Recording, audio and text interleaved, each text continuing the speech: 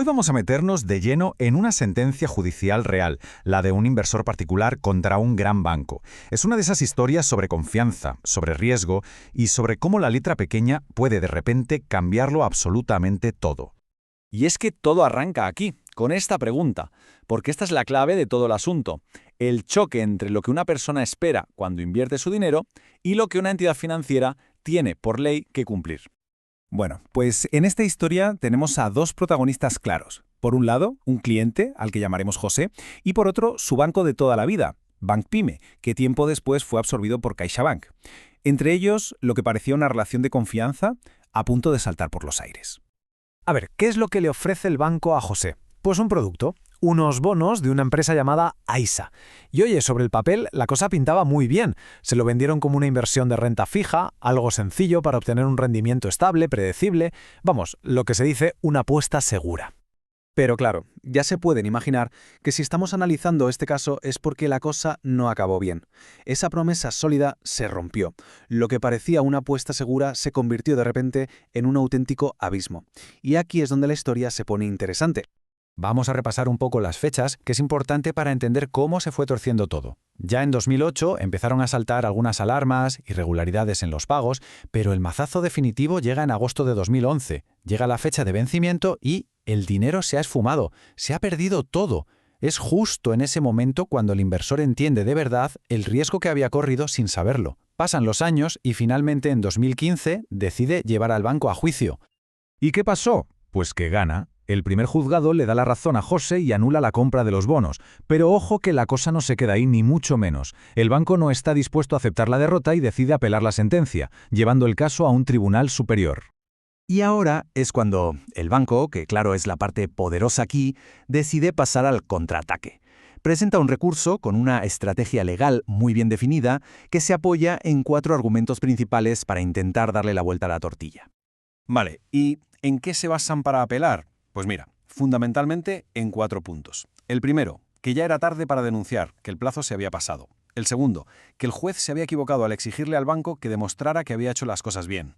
El tercero, que el juez de primera instancia sencillamente valoró mal las pruebas. Y el cuarto, que es el meollo de la cuestión, que el cliente firmó porque quiso, que su consentimiento fue válido y que no hubo ningún error que invalidara el contrato.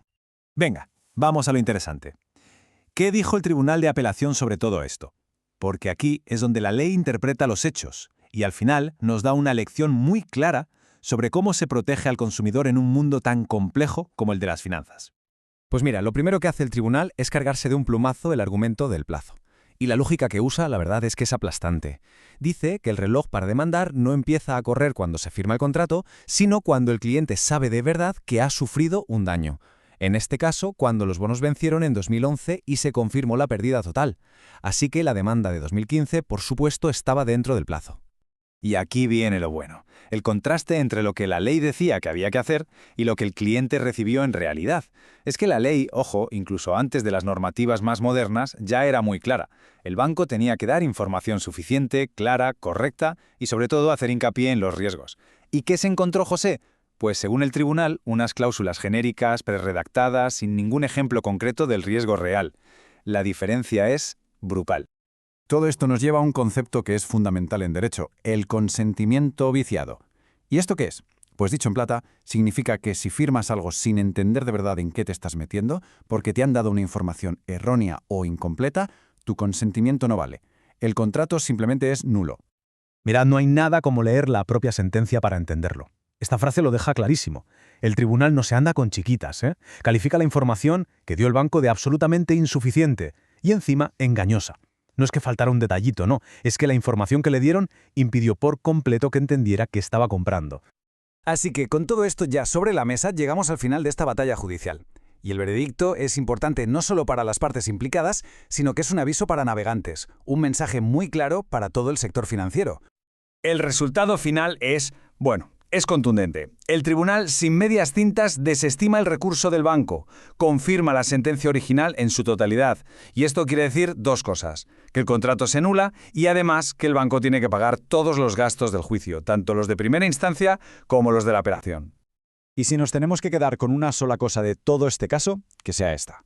La responsabilidad de que todo se entienda a la perfección recae siempre en la entidad financiera.